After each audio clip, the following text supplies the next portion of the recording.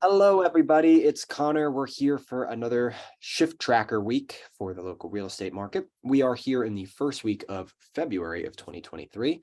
What do we got going on? Well, we got the Eagles in the Super Bowl in about 5 days. So that's the most exciting news that we have on our front. But this market driving me a little crazy. It's what's happening is what we've kind of been not wanting to have happen. And I'm sorry to be a little bit of a bearer of bad news, right?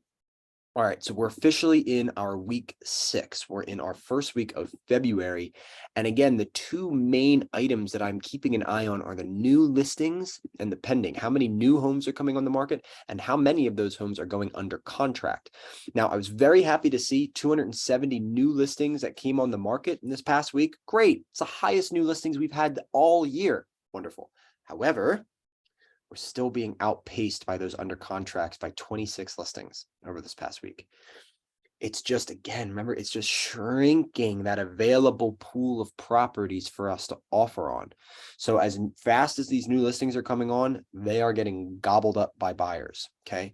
One of the only other things that I did notice that jumped up a little bit, you see this expired, withdrawn, canceled number popped up a little bit. Okay.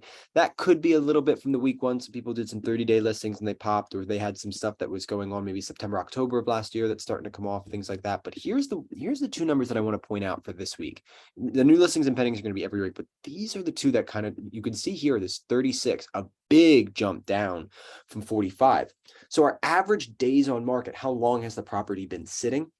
That sitting hasn't changed all that much because you got some high outliers that have been on for literally 1,000 days plus that are skewing that. But the median's a lot more interesting for us because what it shows is that all these new listings that are starting to flood the market that have only been on for a day, 2, 3, 4, 5, 6 days, that's starting to bring our median a lot more down. So there actually is a lot more new listings going on than there were at the beginning of the year. So that's good. That means that our inventory has had a chance to roll over and we have actually new properties to look at, not just some of those old ones that have hung around. And you can see maybe a lot of those old ones that were hanging around either expired, got to the end of the listing period, was withdrawn, just basically taken off the market before that, or canceled, right? So with this jumping up a little bit, some of those old listings that were at 180 days, 190 days on market, those have come off and we've replaced it with some of these new listings. And that's why our median has dropped so much.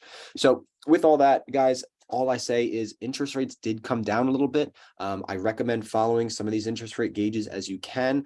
Every time we drop 1/10 of a percentage point, that's thousands of dollars in the life of your loan. It affects your monthly payment and everything. So anyway, I'll stay tuned with you guys for next week. I'm expecting a little bit of a difference because next week, we may not see it next week. We may see it in the week after. But in South Jersey, the spring market starts after the Super Bowl. Go Birds.